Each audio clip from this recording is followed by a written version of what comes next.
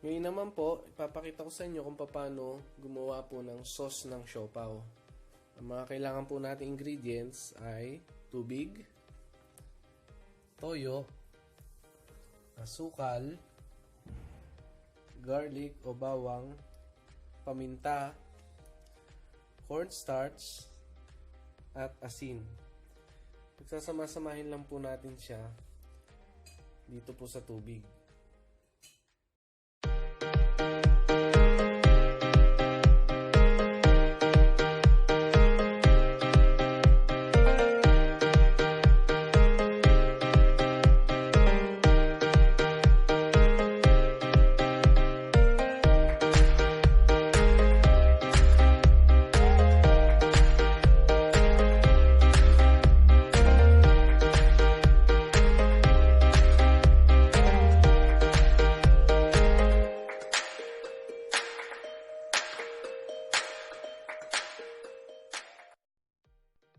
Okay, bago nyo po isalang yung mixture na ginawa natin, lagyan po muna natin yung isang pot, maglagay tayo ng 2 kutsarang suka.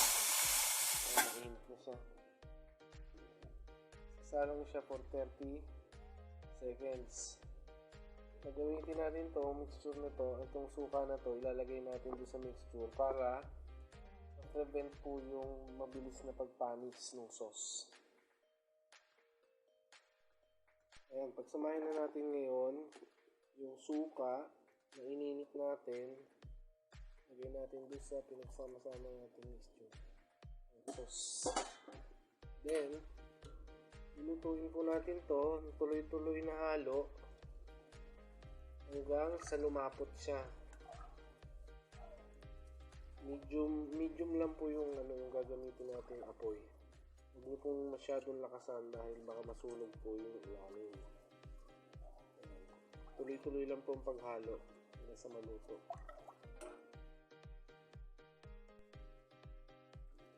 Medyo mainit na siya. Tapos lumalapot na rin po. Tayo pa po tayo ng 1 minuto. Ito, luto na po ito.